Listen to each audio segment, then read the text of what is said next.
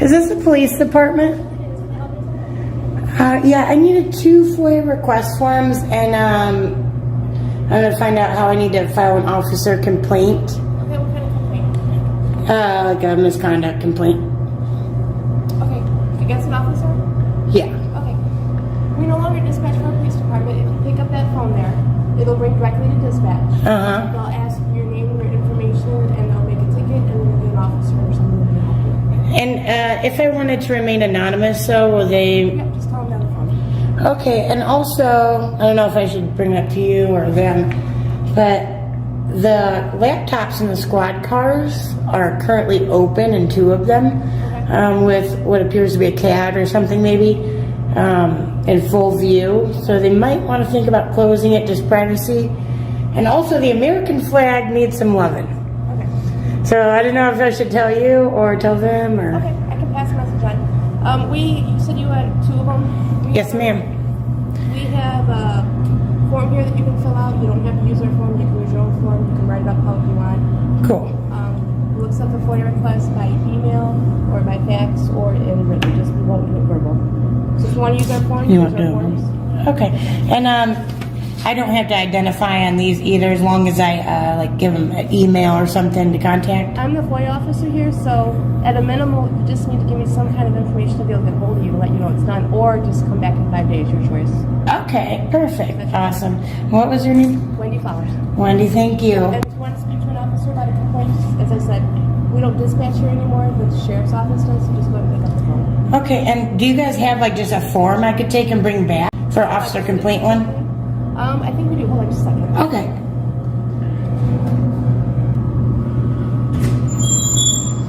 Hello. Hi, turn it off, please, Why? because I don't want to be on camera. And what's your name? Why are you approaching me? What can I do for you, ma'am? Did I not tell her what I needed? What is your name, sir? Ma'am, what can I do for you?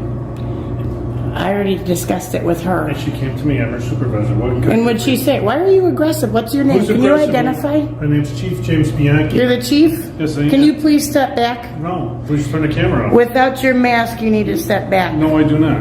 There's no law that says I have to. You're do the that. chief and you're behaving this way. Look, if With I my reached hands out, up. I would touch you. No, you couldn't. Yeah. Not with my hands in my pocket. What can I do for Okay, you? I'm backing up and I'm asking you not to step What can I closer. do for you? Stop stepping closer to What me. can I do for you, miss? Did she tell you what I was here for? She says. Can I speak to you? I don't want to speak to him. He's being aggressive with me. Sergeant's still there.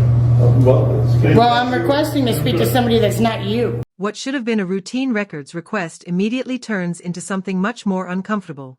The auditor enters the police department asking for FOIA information and guidance on filing an officer misconduct complaint. The civilian employee at the front desk is professional, answers questions, and even explains the complaint process. But everything changes the moment the police chief enters the conversation. Instead of asking how he can help, he immediately focuses on the camera and begins demanding that recording stop. What makes this opening so powerful is the dramatic shift in tone. A calm public records request suddenly becomes a confrontation about authority, transparency, and personal space. The auditor repeatedly asks why the chief is approaching so aggressively while simply trying to conduct official business. Within minutes, the entire encounter becomes less about paperwork and more about the chief's behavior. Well, I'm it. I'm as high as you get here. What can I do? That's a shame. Okay. Why have you been aggressive with? She didn't tell you what I'm here for. I'm here conducting business. A FOIA request. What was your And FOIA what request? else? And you want to? What else? You're trying to intimidate me because I had an officer complaint. Can I? I had an answer officer your question? complaint. And that's what I'm here for. What is the officer complaint? It doesn't. I'm not telling you. You've been aggressive with me since the Okay. beginning. I want Ma'am, I am a the chief form. of police. Can I have the There is form? not a form. You don't have a form. No, it is You're not. not required to have a form in Illinois. No, ma'am. Oh yeah. Correct. There Since is no when? form. There is no form. Well, I need to complain to somebody that's not you because now I also have a complaint on you. The woman stands her ground, calmly explaining that she's just there to file a complaint, an FOIA request. But the chief doesn't approach her like a leader. He closes the distance, ignores her boundaries, and demands she stop recording, even though she's in a public lobby, fully within her constitutional rights. The power dynamic flips in seconds. You can almost feel the tension spike through the screen as he invades her space, using authority as a weapon rather than a duty. She backs up, asking him to respect her distance. Instead, he doubles down, barking orders, refusing transparency, and trying to dominate the moment. What began as public service has turned into pure intimidation. Very good. Give me your name and phone. I don't have to identify by law. Can I get a pad of paper, please? I don't have to identify. Can you pronounce your last name for me? And don't ever come up at me like that. Shame on you. You're the chief. Wendy treated me with respect, at least. You don't like cameras in here, do you? I got a camera going on in the building. Well, then what's your problem? You told me to shut mine off. What's your problem? You try to intimidate me. No, ma'am, I'm not. What's this for? For what? You can call and make an appointment with a sergeant. Oh, excellent. Have a nice day. I need a pen, sir, so I can fill out this FOIA. Go ahead. We don't Okay. supply pens. You have That's fine. You don't supply pens? Can I have your last name, sir? Can you identify? My name is... Have a nice day. I've said it twice already. Have a nice... You said you were the chief. I know that makes your balls feel heavy, but, no. Okay, have a nice day, man. Wendy, may I have a pen, please? Have a nice day. I'm conducting my business. You need to get away from me. Don't ever step up on me again. Shame on you for being the leader of this department, acting the way you are. I'm here to file an officer complaint, and you're trying to intimidate me. You're trying to intimidate me. I'm here to take you to your office and take your complaint. She told, I don't want to be near you. The second you came out that door, what'd you do? What'd you do? You escalated it, didn't you? I was kind to her, wasn't I? Now the conflict reaches another level as the auditor explains that she is there to file a complaint, yet the very person she may need to complain about is standing directly in front of her.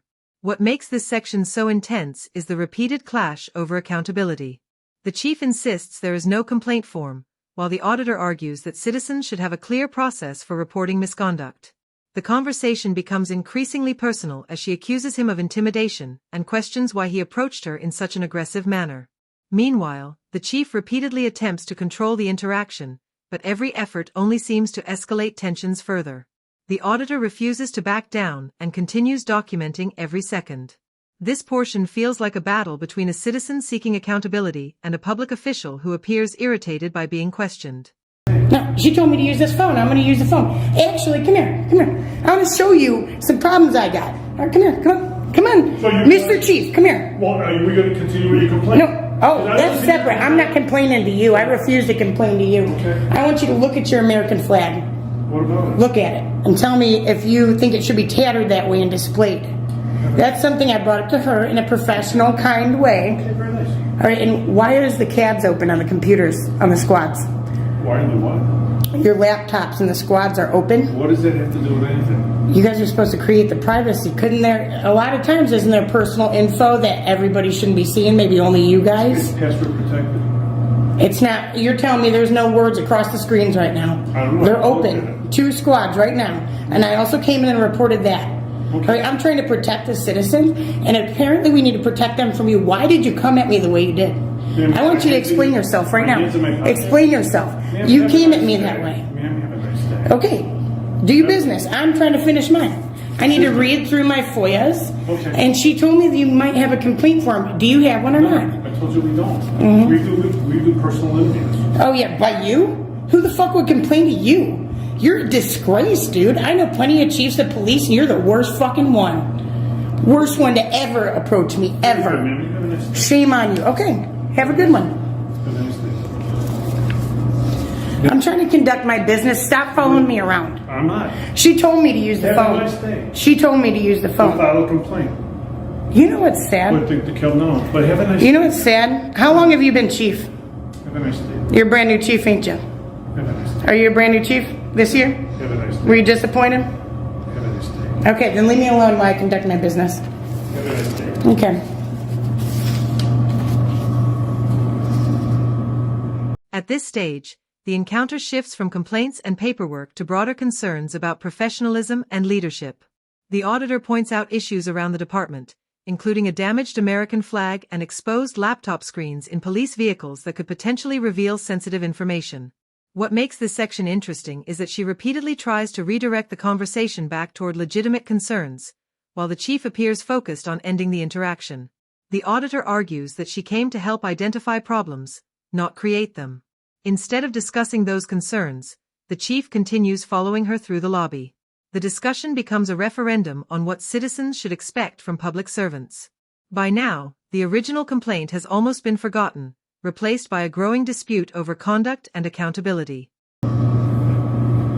Is there a reason you're trying to intimidate me out of filing my complaint? I don't know. I like to take. I need a pen over there so I can fill out something. We'll get a pen. I don't need to. The public funds those pens. Did you pay for them? Yes, sir. Oh yeah? Do you have a ring on? Yes, sir. I've got my own pen. Oh, you funded that pen? Oh yeah, and who gave you your salary? The people. Correct? Yeah, you have a nice. Shame on you. You're a disgrace, dude. You truly are. What kind of small man syndrome do you got? All 3 inches of nothing, bro. Come on. Get away from me. Please get away from me, because you are raising this issue for no reason when I was being nothing but kind to your Wendy. Is that not correct? Why are you abusing me? Why did you ask the sergeant to leave? Can I speak to the sergeant and file my complaint, sir? I need to speak to the sergeant. You can call. I can come at my will. You don't know how serious my complaint is, do you? You don't know if it's something very bad or not. You have no idea. Then why'd you tell me to get out? Multiple times. Why did you?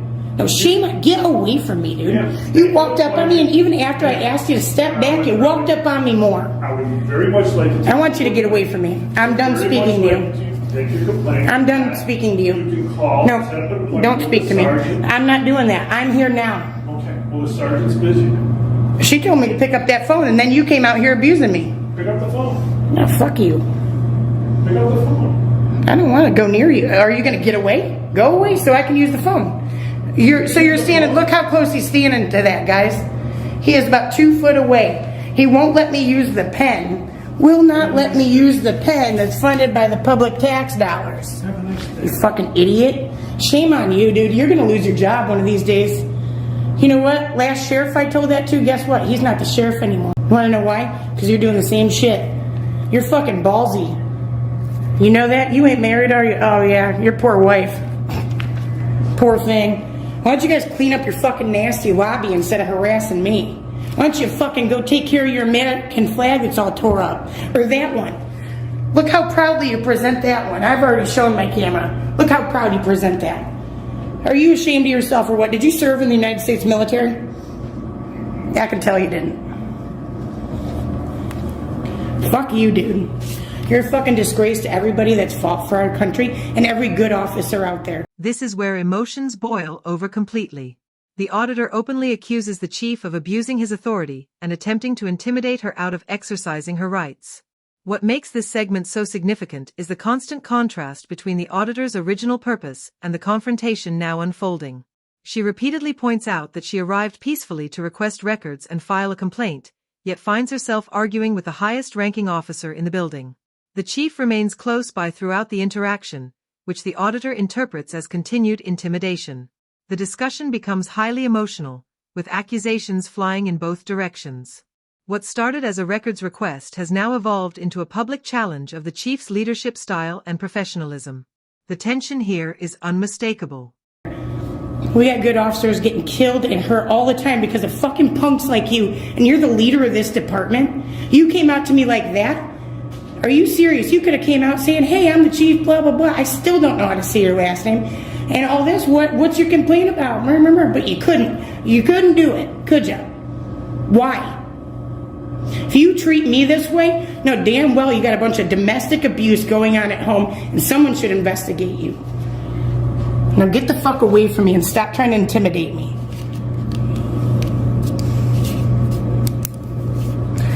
Oh. Actually, First Insurance Group, just so you guys know, never give this place a pen ever again in your life. This is what he does with it. You think First Insurance Group thought you were going to not allow the people to use that? Do you think that? Do you think they expected you to act with integrity? When did you take your oath? When did you take your oath? You took an oath to the Constitution of the United States, did you not? To serve and protect? To be a man of the people and fucking actually enforce laws? But you come out here because I had nothing more than an officer complaint. And I was kind to her, and you come out trying to tell me I can't be in here video recording. Are you fucking nuts? You don't know the law, and you're allowed to be the commander-in-chief of this shithole department. Are you kidding me? I hope your officers are better than you. Clearly some of them aren't. Alright, so the chief, Tiny Dick over here, he continues to harass me and is trying to intimidate me while I'm trying to file a FOIA request, and as well as while I was trying to do a complaint. Shame on him. Oh, you're gonna cam back me. That's a public record. That's a public record. He is now trying to record me, it appears, while I am filing a complaint, which is an intimidation attempt, and I believe that's a class, 3 felony? Correct me if I'm wrong, Chief. So why are you treating me this way? Why couldn't you come out and say, hey, hey, I heard you have a complaint. No, you didn't say that, and you jumped right on. Rather than calming down, the encounter becomes even more focused on constitutional rights and public accountability. The auditor criticizes the chief for allegedly forgetting the oath taken to serve the public and uphold the Constitution. What makes this section compelling is the repeated emphasis on transparency. She argues that recording government officials in a public building is protected activity and questions why a public servant would react so negatively to scrutiny. The chief eventually begins recording her as well, which the auditor immediately characterizes as an intimidation tactic. The irony of 2 cameras now pointed at each other becomes impossible to ignore. This portion feels like a direct clash between competing views of authority, one side demanding accountability and the other defending its actions. The encounter continues spiraling further away from its original purpose. On me. An officer could have done something very terrible to me. I already have PTSD, or I could have it worse, and you just come up on people like that. Shame on you. You are not a leader. I'm very disgusted with you, and I hope you learned something from this event. I truly, truly hope you do. I hope you never behave this way again. I am so fucking disgusted with you as a man. Actually, I'm going to ask you, since I have no ledge to use, if you'd step away from there so I can use that ledge instead of coloring on the wall. Can you do so, Chief? Can you lower your little shirt thing for your chest so I can see your name tag? We have a currently blocked filming me because he knows his phone's going to be public record, and I'm going to obviously FOIA that. I'm actually really disgusted, guys, at the way he behaved. Very disgusted. You shouldn't be the chief. I don't say that very often, but I mean it. You should not. I know some great chiefs of police, you know that? And some pretty damn decent sheriffs.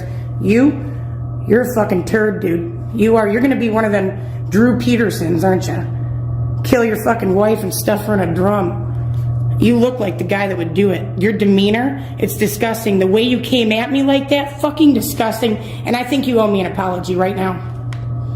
Are you man enough to apologize for coming at me that way? Give me your officer complaint. Are you man enough to apologize and say, I'm sorry, I was wrong? Give me your officer complaint. No, we can squash it right. Well, that's separate. I'm not dealing with you with that. I have a separate one on you now. Call and Listen, talk to a sergeant and are you going to apologize? Are you going to apologize? Set up an appointment for you. Yes or no?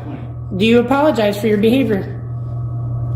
Come on. I'm giving you a chance to man up and say, you know what? I shouldn't have. As the confrontation drags on, the auditor turns her attention entirely toward the chief's conduct. She repeatedly tells him that his behavior is unfit for someone in a leadership position and challenges him to acknowledge that he handled the situation poorly. What makes this section powerful is that she repeatedly offers him an opportunity to de-escalate by simply apologizing for the way he approached her. Instead, the standoff continues. The discussion becomes less about legal rights and more about character, professionalism, and public trust. The auditor insists that good leaders admit mistakes, while the chief refuses to concede any wrongdoing. Every missed opportunity to calm the situation only deepens the divide between them. This segment feels like the emotional climax of the entire encounter. Done that. I shouldn't. As a leader of this department, I shouldn't behave that way, and I expect my guys not to behave that way, but you're not doing it. You can't own up to your mistakes, can you? I'm giving you the opportunity right now, but I'm asking you to step away from there so I can fill it out on a decent service, because there is nowhere to fill out a FOIA form in this lobby. Thank you. I don't like you trying to intimidate me. I was here for a fucking complaint. I was kind to her. Shame on you. Yes, Steve. I ain't going in there. I also don't want you behind me either. I don't like that. Just like how you don't like that. You want someone on your gun side, you don't want them on your six. Thank you. Have a good day. The final moments bring the encounter full circle. The auditor eventually resumes trying to complete her paperwork while continuing to express frustration over how the interaction unfolded. What makes this ending memorable is that the original mission never changed. She came to file a complaint and request records, yet most of the encounter became focused on the chief's reaction to her presence. Despite all the arguments, accusations, and tension, no enforcement action takes place and no law is broken. The encounter ends with the auditor maintaining that she was treated unfairly and the chief refusing to acknowledge any fault. In the end, viewers are left to decide whether this was a misunderstanding, an abuse of authority, or simply a public official responding poorly to criticism. If you enjoyed this breakdown, make sure to like the video, subscribe to the channel, and we'll see you in the next video.